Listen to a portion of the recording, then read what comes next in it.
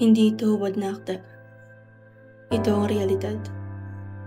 Hindi ito isang sarswela na hinango sa mga pulitong bakas na hindi natin alam kung saan nagsimula. Sa mundo na puno na panghusga, pang-aabuso at pangalipusta, kailangan malakas ka. Kailangan matatag ka. Kailangan magaling ka.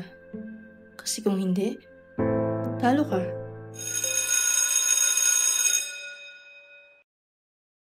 Okay, class. As we know, science and technology has been slowly blending into our society. In this era, the 21st century, is truly a privilege for us. Pero beware, may title yung mga anak that not all people are good people. It's either gagamitin ka nila, gagamitin mo sila, or magpapagamit ka. And that has always been the story.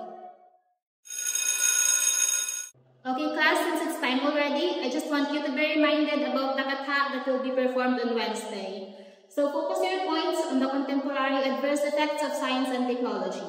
So this will be the theme, on romanticizing technology, the truth of the 21st century. And just a reminder, strictly no extensions and late won't be accepted. Is that clear? Yes, ma'am. Alright, class dismissed.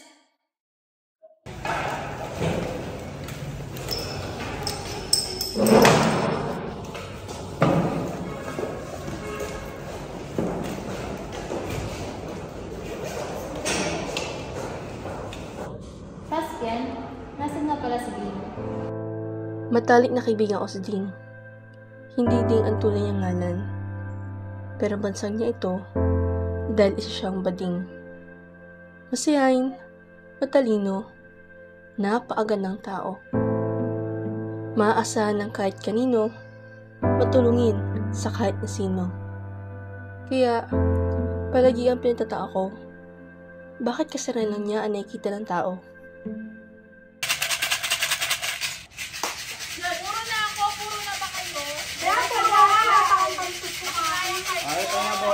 Bola. Sa letra ng N. 31. 42. Ba naman yun? Uy, alam mo ba yung anak natin? Nakita ko naggala ng babae talaga. Oo, nakita ko din yung isang gabi. Ikaw talaga doon na napaka-chismosa. Uy, hindi ako chismosa. Nasabi lang ang totoo. Tingnan mo to. Nahuli ko lang kung nakarang yun, may anak na. Ito na. Dama ko bibingo na kayo sa letra ng G. 50 mo na yan, Day. 56. Ay, bigo na ako! Bicep! Kaya naman pala dyan yung anak kong malas. Ay, isa pa dyan. Bola pa ulit. Ito na pala yung pinaka-paborito kong pamangkin. Saglit lang, meron pala akong binili para sa'yo. Okay. Hoy! Pagyayabang mo na naman yung luho mo, no? Hindi porke kami maayos sa trabaho, ipapamukha mo wala akong kwentang ina. Wala akong sinasabing ganyan, Donna. Gusto ko lang kasi yung mga anak mo na parang mga anak ko din. Che, panahimik ka nga. Baka gusto pa nga nagdaka ko sa buong kantong to yung baho mo. Tinan mo yung tsura ng bahay. Puro pagbibingo na lang at mga pagchichismis ang inaatupag mo. Napapabayaan mo na yung mga anak mo. Wala kang pakialam. Anak ko yan eh. Kung gusto mo, gumawa ka ng sarili mong anak. Aalis na ako. Oh, yan. Itabi mo to para sa'yo yan. O ikaw, huwag ka nga tumulad doon kay Ding. Akalang pagkay buti-buti at pagkatinuti yung bata yun pala may sakit. Para naman may kwenta ka, bumili ka doon kay Aling Edo ng bigas. Matagal ko nang alam yung tungkol kay Ding. Pinili ko lang na huwag ipagkalat at sabihin. Pagkipiyastahan lang siya ng mga usapin. Ano naman kung may HIV siya? Hindi naman niya kinababa bilang tao yun. Tim?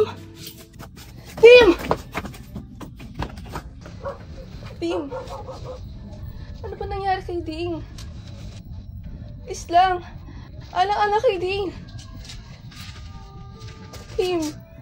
Yan. May nakaalam. May nagpakalam. Kinuha nila katatawanan. Porkat ba lalaki sa lalaki?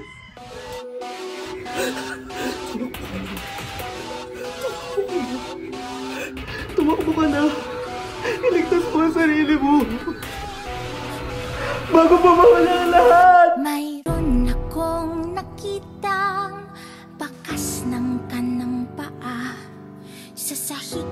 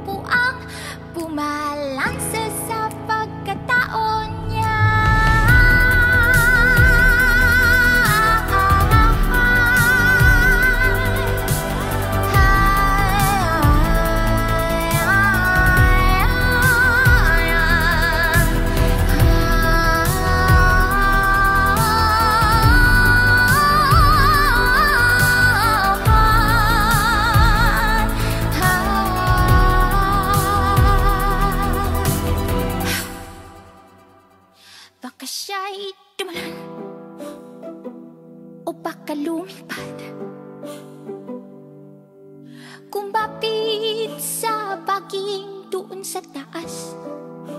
Baka siya'y tumalon o baka lumipad. Kumapit sa baging doon sa taas. May ilaw na lumilikha ng anino sa baba. May ilaw na lumilikha ng anino sa baba. May ilaw na lumilikha ng anino sa baba. Iguang ilaw na kagibuning anino sa baba. Banag lukso luminayog ding paspas. Nakabit sa balagon kuman sa taas. Baka siya'y tumalon o baka lumipad. Kumapit sa baging dun sa taas. May ilaw na lumilikha ng anino sa baba. May ilaw na lumilikha ng anino sa baba. May ilaw na lumilikha ng anino sa baba. May ilaw na lumilikha ng anino sa baba.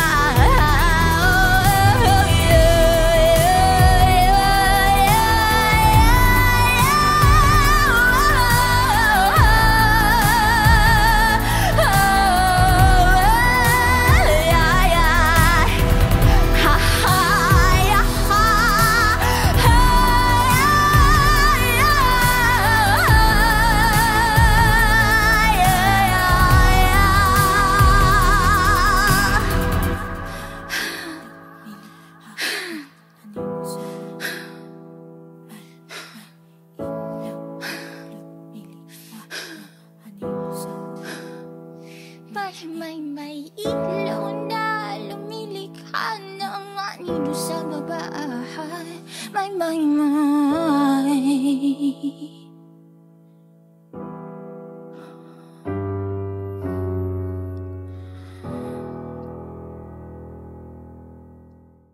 Sa kamay na may hawak sa braso ng masamang gamit sa teknolohiya, sa ilaw ng kalaban ng papadilim, sa libo-libong buhay na nakasakdal, sadya ba ganito ang layo ng siyensya at teknolohiya sa lipunan? Mapusok, kaharing-maring-maring, kapatid, ikingan ka.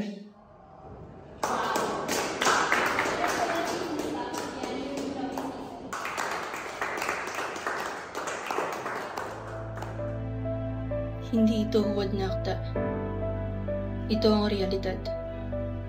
Hindi ito isang sarswelan na hinango sa mga pulitong bakas na hindi natin alam kung saan nagsimula.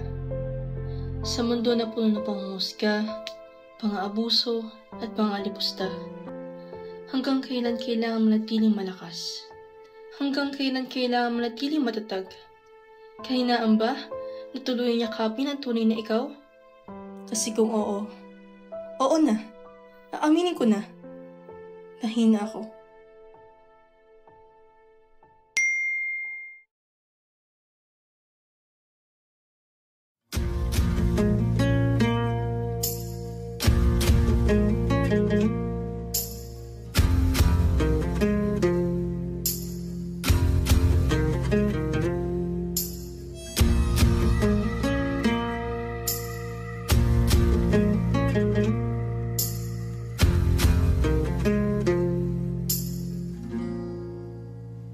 Nakaupo dito sa likod, pinagmamasdan silang lahat.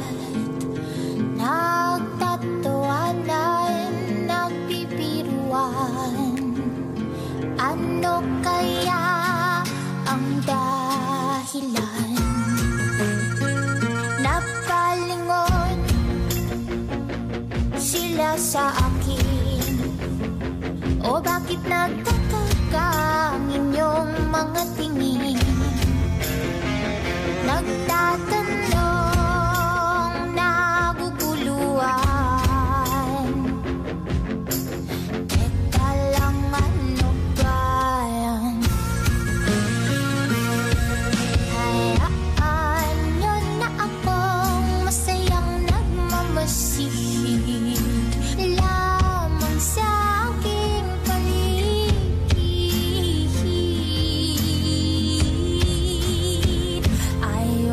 nang magsalita pagkat walang nakikinig.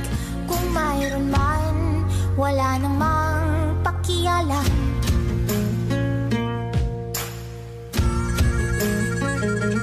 Minsan na akong humingi ng tulong ngunit ano bang nakuha ko? Tawa